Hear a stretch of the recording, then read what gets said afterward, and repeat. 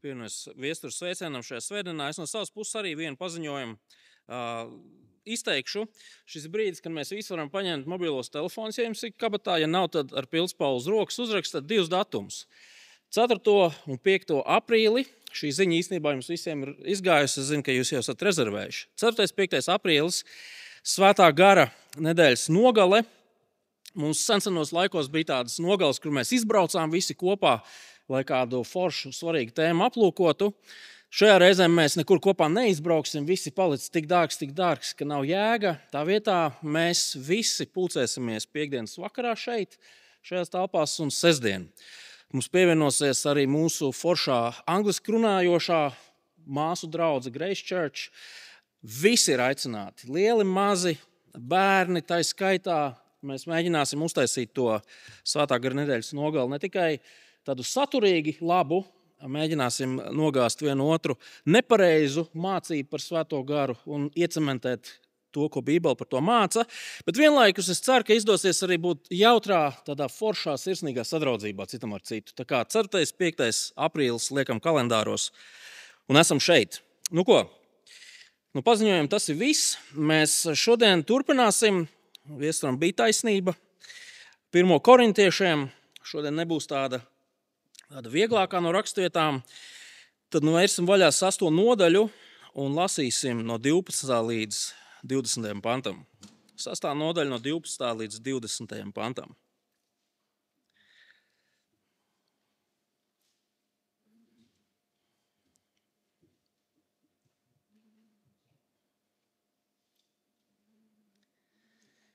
Viss man ir ļauts, bet ne viss man der. Viss man ir ļauts, bet nekam pār mani nebūs varas. Barība ir vēderam un vēders barībai, bet Dievs atcels gan vienu, gan otru. Miesa nepieder netiklībai, bet kungam, un kungs gādā par miesu. Dievs augšām cēla kungu un uzcels arī mūs caur savu spēku. Vai jūs nezināt, ka jūsu miesa ir Kristus locekļi? Vai tad es varu ņemt Kristus locekļus un darīt tos par netiklības locekļiem? Tam nenotikt. Vai nezināt, ka tas, kas ir savienojies ar netikli, ir viena miesa? Ir sacīts, 2 būs viena miesa. Bet tas, kas savienojies ar kungu, ir viens gars ar viņu. Bēdziet no netiklības. Ja kurš cits grēks, ko cilvēks pastrādā, ir ārpus miesas, bet kas netiklību piekopj, grēko pret savu pašu miesu. Vai gan jūs nezināt, ka jūsu miesa ir templis Svētajam garam, kas ir jūsos un ir no Dieva? Jūs tā tad nepiedarat paši sev. Jūs esat dārgi atpirkti. Tad pagodiniet Dievu savā miesā. Lūksim kungu, lai viņš mums palīdz pārdomāt šo raksturvietu. Debes Tēvs, mēs Tev pateicamies par Tavu vārdu. Mēs pateicamies, ka patiešām Tavs vārds ir gaisma mūsu ceļā. Tas mums rāda uz to, kā mums Taviem ļaudīm, Taviem dārgi atpirktiem ļaudīm šajā pasaulē jādzīvo. Tad lūdzam arī šodien pārdomājot Tavu vārdu, dod mums redzīgas acis un drosmīgas sirdis iet un darīt to, ko Tavs vārds mums māca. Āmen.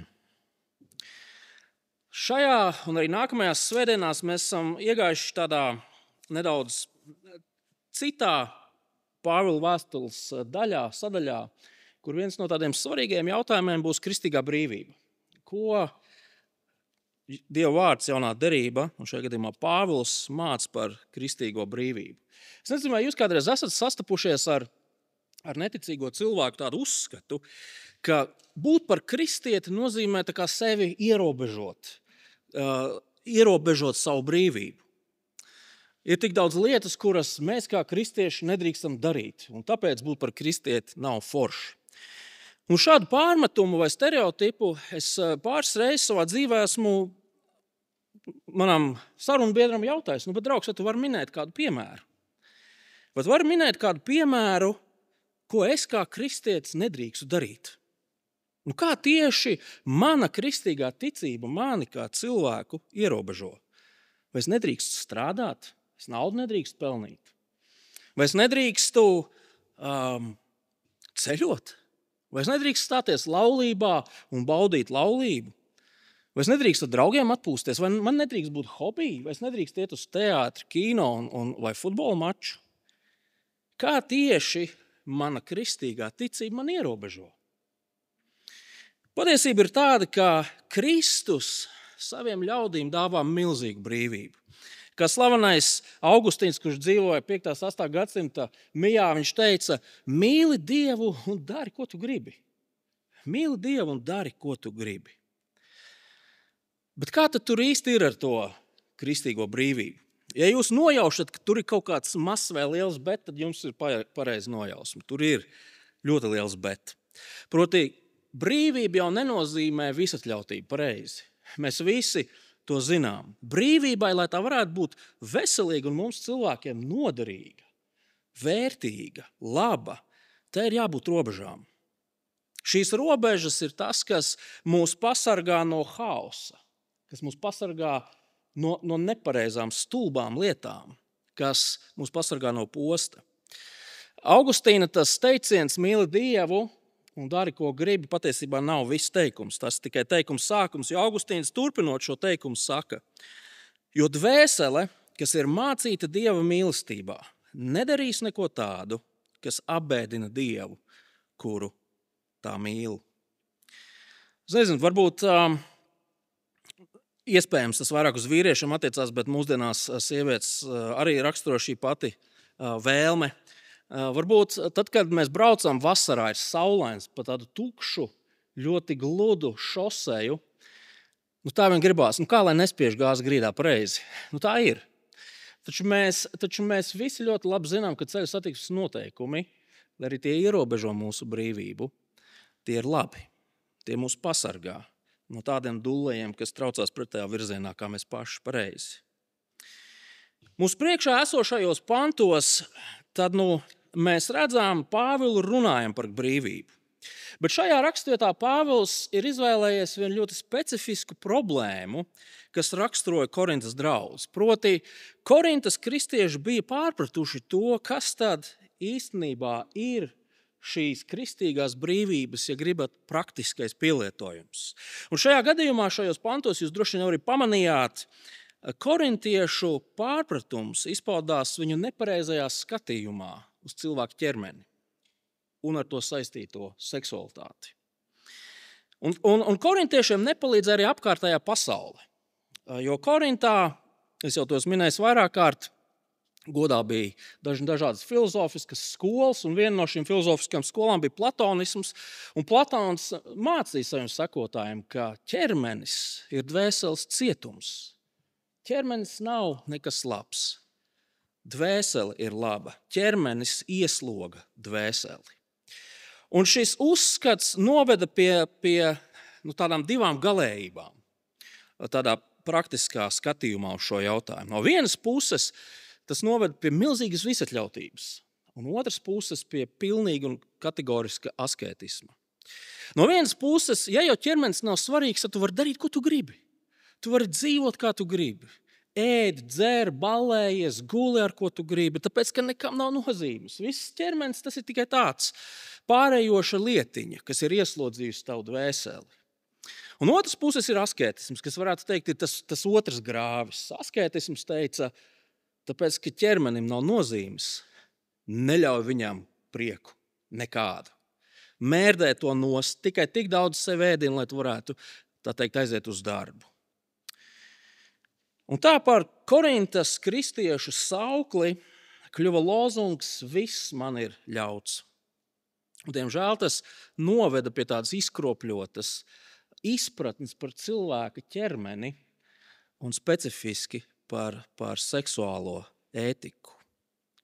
Un šajā gadījumā Pāvils, viņš saka, klau, draugi, tas viss praktiski ir novedis pie tā, ka jūsu draudzē ir cilvēki, visticamāk vīrieši, kas ir aizgājuši pie kādām no tempļa prostitūtām.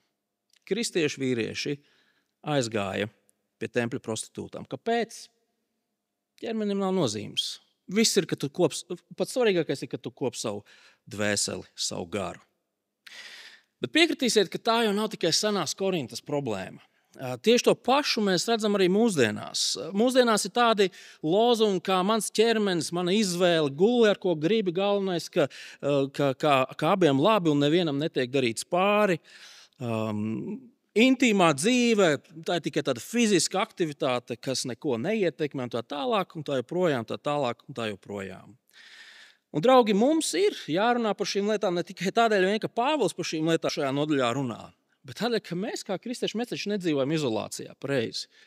Mēs neesam kaut kādi siltumnīcas gurķīši, kuri kaut kur mārupē plantācijā aug. Nē. Mēs savā ikdienā saskaramies ar dažādiem uzskatiem un viedokļiem par šiem jautājumiem. Un tāpēc, ka mēs vēlamies, sekojot Kristum, dzīvot saskaņā ar Dieva prātu, mums ir jāzina, ko raksts par šīm lietām māca. Ko tad raksti māca par cilvēku ķermeni un ar to saistīto seksuālo ētiku? Un mums par to ir jārunā, tāpēc, ka mēs zinām, ka šāda izkropļota interpretācija vai skatījums, tas noved pie milzīga posta un milzīgām bēdām, pie šausmām.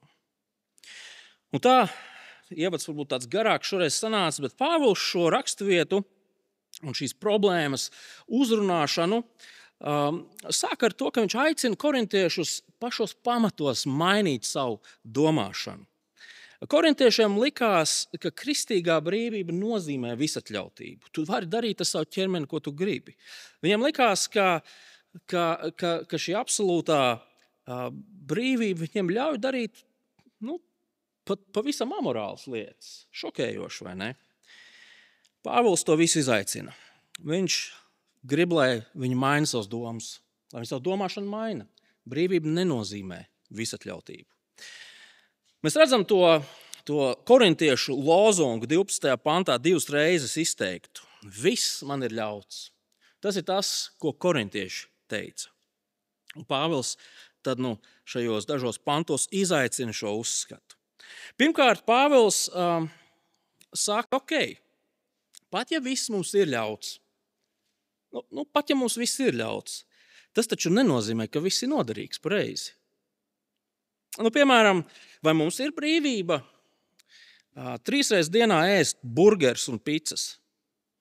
Mans puika teikt, protams, un es viņam piekrītu, jā, mums ir brīvība. Taču vai tas ir prātīgi? Vai tas ir prātīgi? Vai tas mums nodara? Mēs zinām atbildi. Vai, iespējams, jūs zinat, ārsts liek katru dienu izdzert tur 1,5 vai 2 litrus šķidrumu, pareizi. Tas ir kā esot norma. Tā vidēji. Vai tas nozīmē, ka mēs katru dienu varam izdzert 2-litrīgo kolu? Un atbildi ir, protams, mums ir brīvība to darīt, bet vai tas ir derīgi? Šie abi piemēri ar burgeriem un kolu, protams, ir tādi pavisam nenopietni, taču tie atspoguļo šo problēmu, pareizi. Daudzas lietas mums ir ļautas, bet ne jau viss, kas mums teorētiski ir ļauts, ir noderīgs. Mums nāk par labu. Un tādēļ mums vienmēr ir jāuzdod jautājums, pirms mēs kādas lietas darām. Vai tās lietas mums nāk par labu? Vai tas ir derīgs? Vai tas ir labas? Brīvība nenozīmē visatļautību. Ir lietas, kuras mēs varam darīt, bet tās mums galīgi nedara. Viss man ir ļauts, bet nekam pār mani nebūs varas. Tā ir otra lieta, ko Pāvils saka. Jā, mēs varam daudz ko darīt, taču nekas mūs nedrīkst paverdzināt. Neviena lieta, ko mēs darām, nevar mūs paverdzināt. Tas ir nopietnas brīdinājums. Pāvils saka, nedariet lietas, kuras sāk valdīt pār jums. Jauniešiem varbūt liekas, hormonu trako vispārējais, kas tur liels, ja mēs paskatāmies pieaugušo materiālus. Tā mēs viņus nosauksim šoreiz. Ja pornogrāfija. Taču, draugi, šis šad un tad paskatīsimies pāraug par šausmīgi riebīgu ieradumu.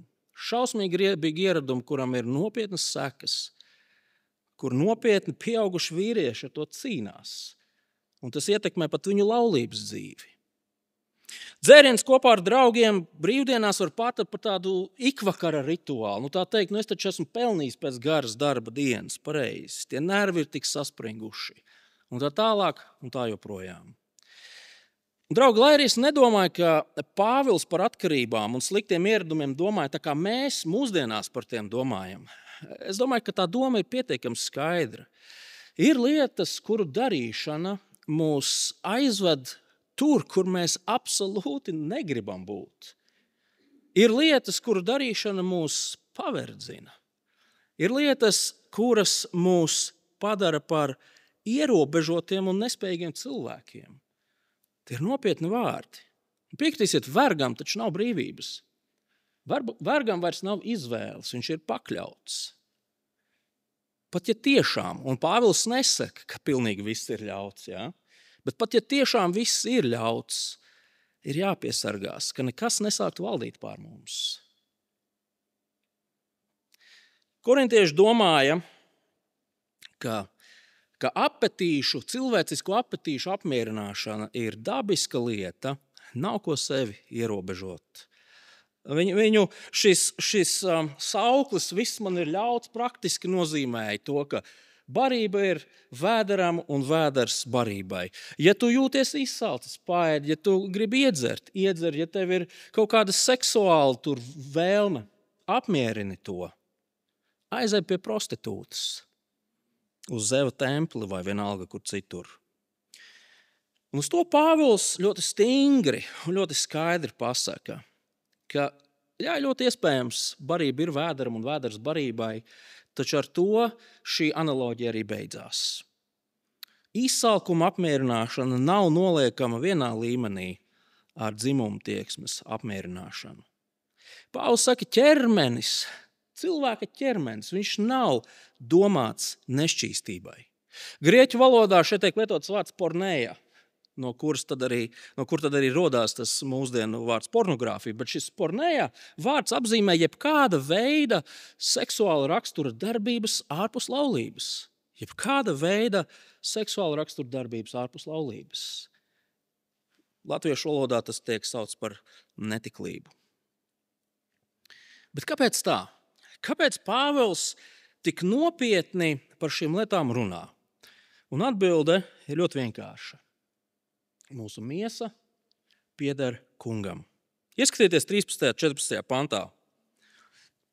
Barība ir vēderam un vēders barībai, bet Dievs atcels gan vienu, gan otru. Miesa nepieder netiklībai, bet kungam. Un kungs gādā par miesu. Dievs augšām cēl kungu un uzcels arī mūs caur savu spēku. Ko Pāvils pasaka? Pāvils pasaka, ka cilvēka ķermenis nav vienkārši gaļas gabals. Cilvēka ķermenis kā kopums, cilvēks kā kopums ir paredzēts kungam. Arī ķermenis ir paredzēts kungam. Kungs kādu dienu augšām cels cilvēku, arī ķermeni, ne tikai garu. Un tādēļ Pāvils izaicina šo 1. gadsimtā pastāvošo domāšanu, ka nozīme ir tikai garam, bet materiālajam ķermenim nē. Dievs ir izglābis visu cilvēku.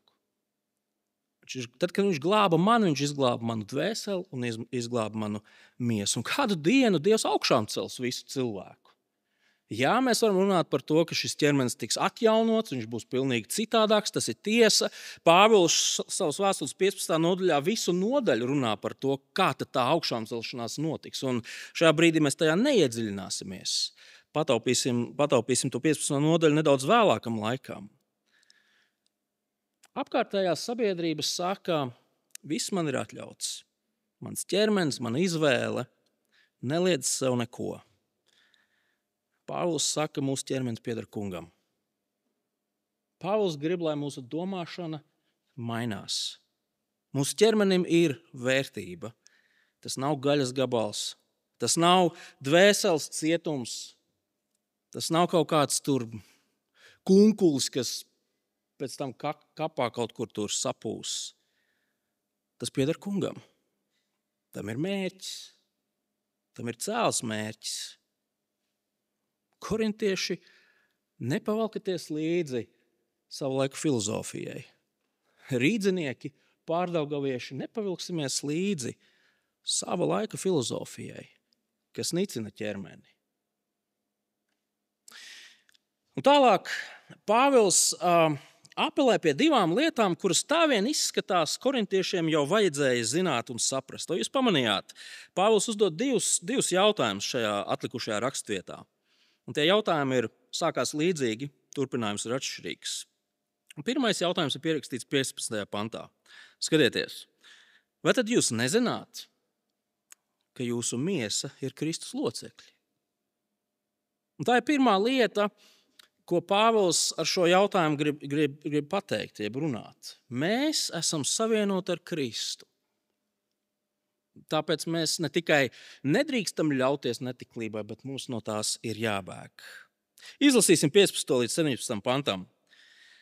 Vai jūs nezināt, ka jūsu miesa ir Kristus locekļi? Vai tad es varu ņemt Kristus locekļus un darīt tos par netiklības locekļiem? Tam nenotikt. Vai nezināt, ka tas, kas savienojas ar netikli, ir viena miesa? Ir sacīts, 2 būs viena miesa, bet tas, kas savienojas ar kungu, ir viens gars ar viņu. Šajos pantos Pāvils vienu otrai līdzās noliek tādas 2 attiecības. Ja? No vienas puses mēs redzam, Pāvils runā par kristieša attiecībām ar Kristu, un no otras puses Pāvils runā par 2 cilvēku intīmajām attiecībām. Tad sāksim ar otrajām. Tad saskaņā Pāvila vārdiem viņš pārāk detalizēti neizplūst tajā visā, bet tajā, ko viņš pasaka, ir ārkārtīgi dziļa doma. Un tā doma ir tāda, ka seksuālā tuvība, šīs intīmās attiecības ir kaut kas ārkārtīgi īpašs. Tas ir kaut kas ārkārtīgi spēcīgs, paliekošs, personisks. Tā nav tikai fiziska nodarbe, tā ir emocionāla un visaptveroša savienošanās. Nevelti, manuprāt, Pāvils tāpēc arī citē no vecās derības, no 1. Mūzes grāmatas, kur Dievs 2. nodaļā rada laulību starp vīrieti un sievieti, kur tiek teikts, ka tie 2 kļūst par vienu miesu.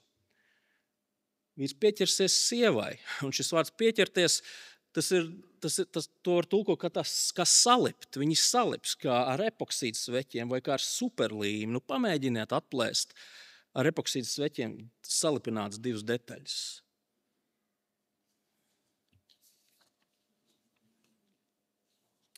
Tātad savas īpašās nozīmes dēļ šai seksuālajai savienībai ir paredzēta vieta tikai un vienīgi laulībā. Nevis pirms tam, nevis ārpus tās, tikai laulībā.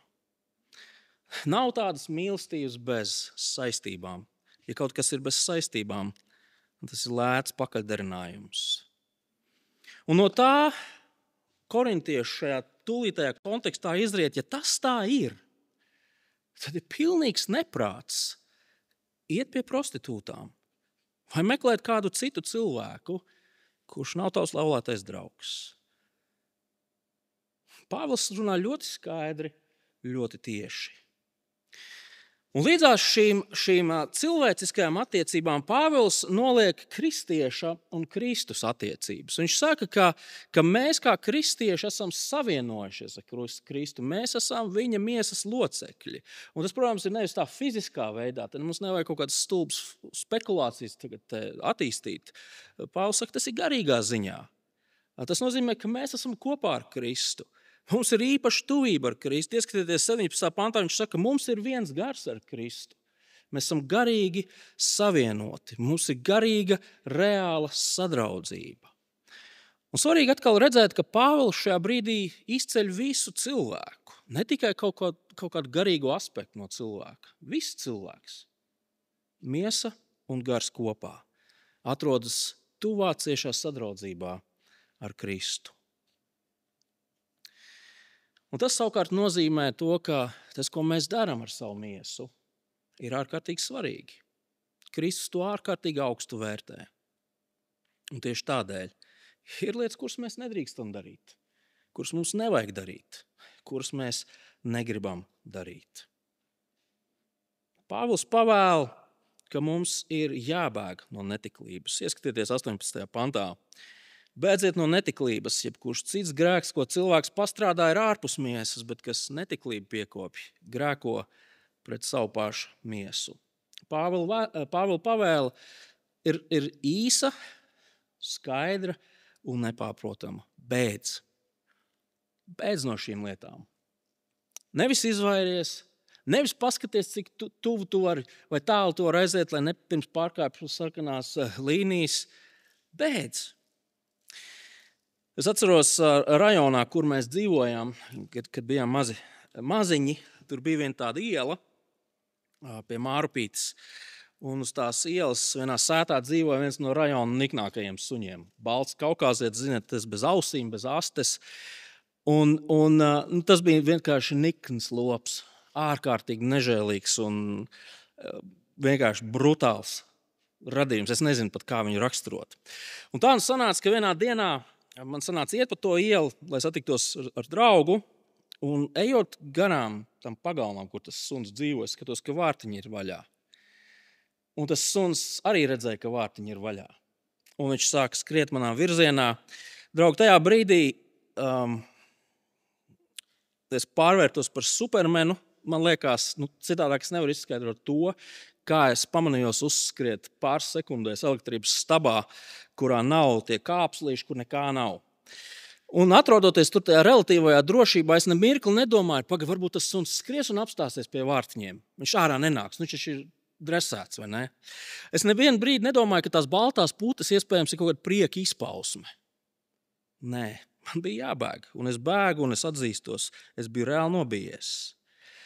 Pāvils saka, netiklība, bēdziet no tās. Bēdziet no tās, ko kājas nes. Šīs lietas ir jātur pa gabalu. Mums nav jāpārbauda robežas, cik tālu ir par tālu. Mēs nedrīkstam sevi nostādīt situācijā, kurā kārdinājums varētu būt pārāk liels. Mums ir jāuzmanās no tā, ko mēs lasām, ko mēs skatāmies, ar ko, kur, kad mēs esam kopā. Es zinu, ka ir cilvēki, kuriem bēgšana no netiklības nozīmē uz saviem telefoniem un saviem datoriem uzinstalēt īpašu programmatūru, kas bloķē un filtrē saturu. Komandējums vai kaut kādas citas aktivitātes, kas nozīmē divvientulību ar pretēju dzimumu, arī ir slidens ceļš. Tie tikai daži piemēriņi no tā, ko nozīmē bēgt. Tā ir reāla aktīva rīcība. Un kāpēc mums jābūt tik radikāliem? Skaidrs, ka visi mūsu grēki kaut kādā veidā ietekmē mūsu pareizi. Bet Pāvils saka, ka šis grēks mūsos atstāja ļoti dziļas rētas. Ļoti dziļas rētas. Jo, redziet, intimitāte jau nav tikai fiziska nodarbe. Tā ir laba Dieva dāvana, kas ir dota, lai cilvēki to baudītu. Bet tā ir ārkārtīgi spēcīga Dieva dāvana. Un tā ir paredzēta lietošanai tikai un vienīgi drošā vietā, laulībā starp vīrieti un sievieti. Jebkāda cita veida seksuāla darbība ir nepareiza, kaitīga un bīstama. Es domāju, ka mēs visi zinām, cik šausmīgi traģiska ir šāda veida rīcība ārpus laulības pareizi. Un tādēļ šī raksturvieta mums liek nopietni uzdot sev jautājumu.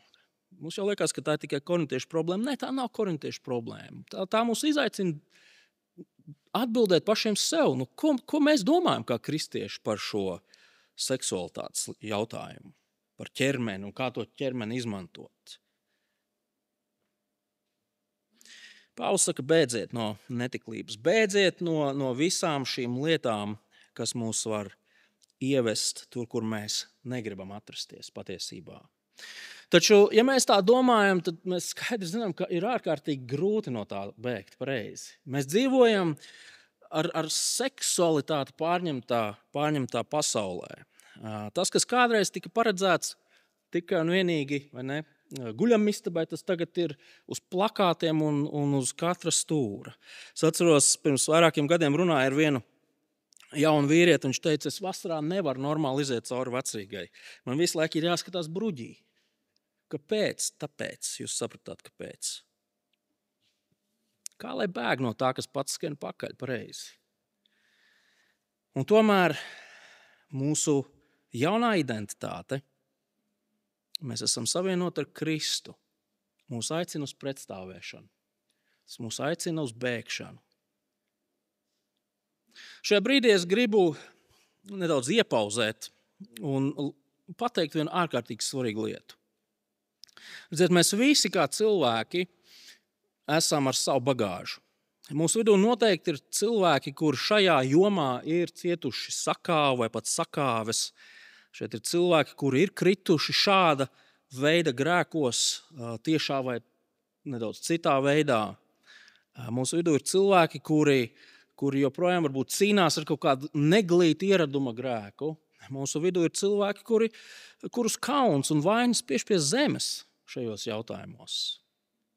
Un tā patiesība mūsu kauns un mūsu vaina ir īsta.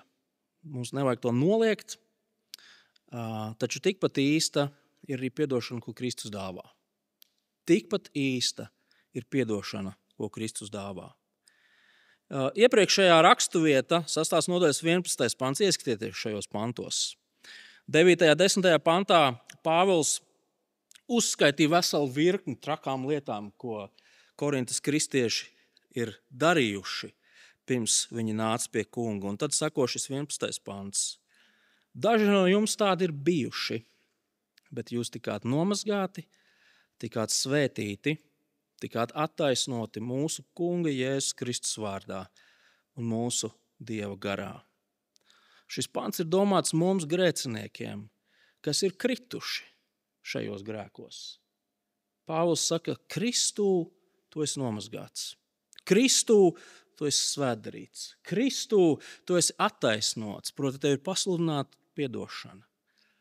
Lai arī tas mūsu grēks varbūt liekas tāds riebīgs un netīrs, lai arī tas ir radījis ciešanas, un varbūt kāda gadījumā tas ir radījis neatgriezeniskas sekas.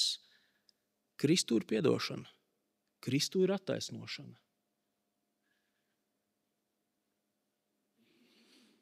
Brīvība nenozīmē visatļautību.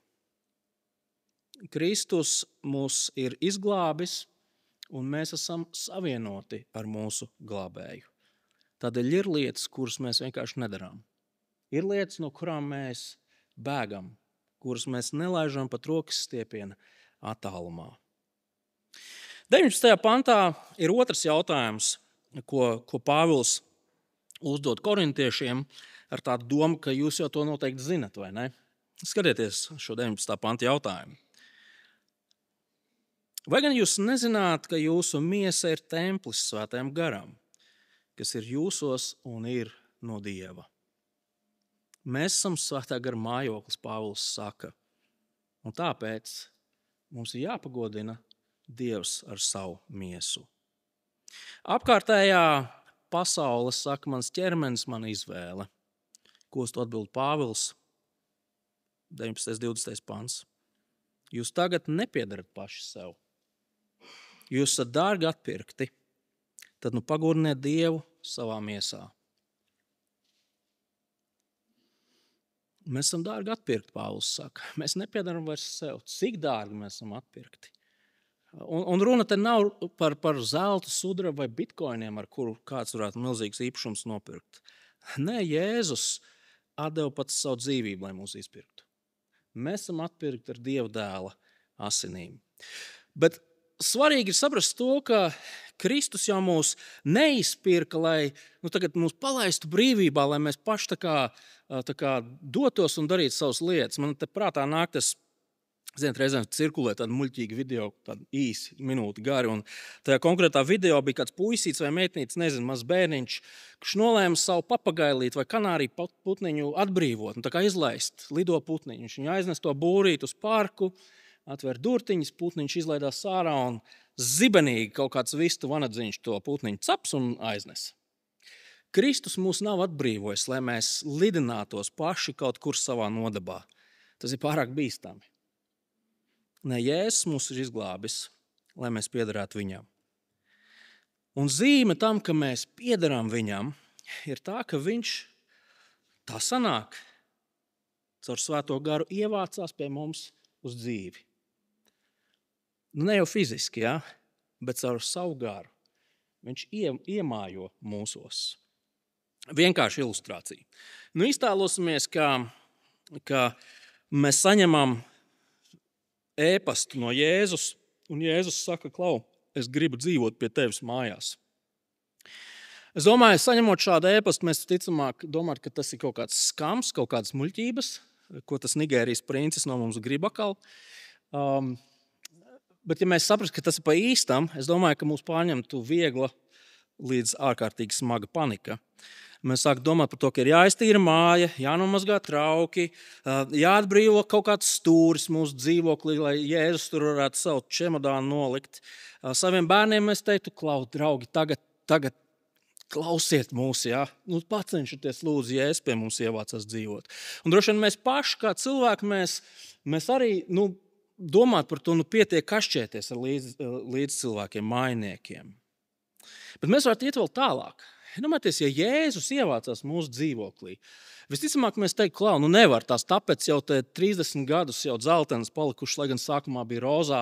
Mums ir jāuztaisa kosmētiskais remonts. Vai varbūt mums pat ir jāuztaisa kapitālais remonts, ja reiz Jēzus pie mums ievācās. Draugi, Pāvils saka, Jēzus iemājot ar savu garu kristiešos. Kāds ir tas mājoklis, kurā viņš tagad mājo? Protams, domājot par šo visu, mums var rasties 101 jautājums par to, kā tieši viņš iemājo mūsos. Un atbilde ir tāda, mēs nezinām.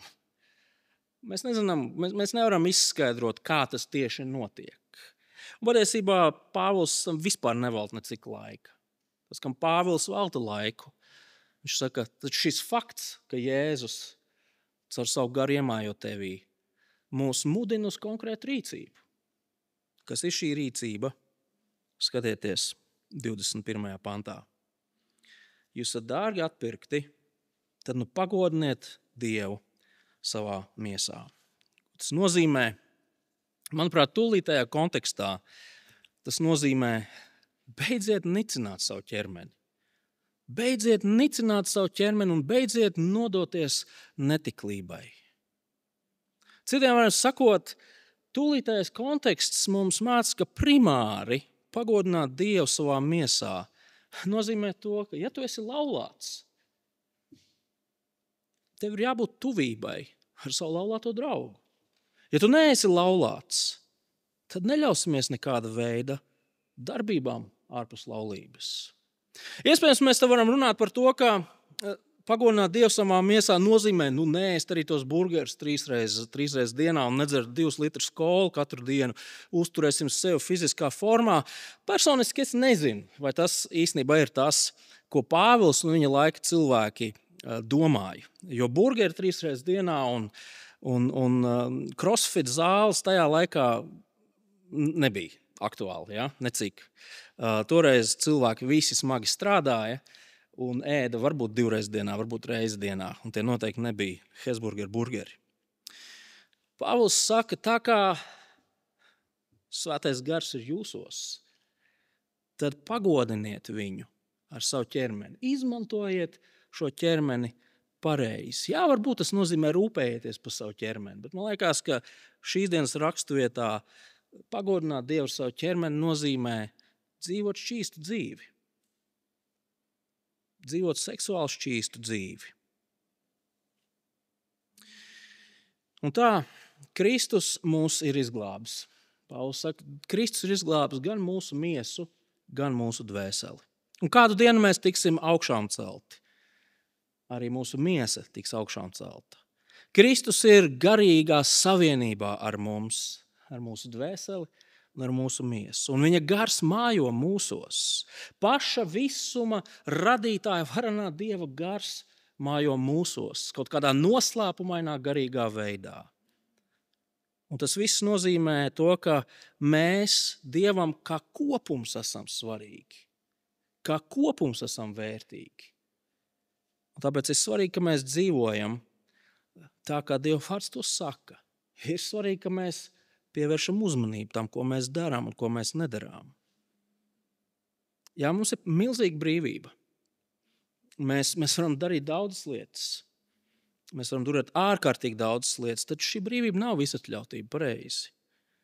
Tāpēc, ka mēs esam savienoti ar Kristu, mums ir jābēg no cita veida nelikumīgajām savienībām, ja tā varētu pateikt. Tāpēc, ka mēs esam savienoti ar Kristu, mēs piederam viņam. Un mēs ar savu ķermeni esam aicināti pagodināt Dievu, izmantojot to pareizi. Ko tas nozīmē? Dzīvot šķīstu dzīvi, pateicoties Dievam par mūsu ķermeni un neļaujoties visatļautībai. Lūksim Dievu.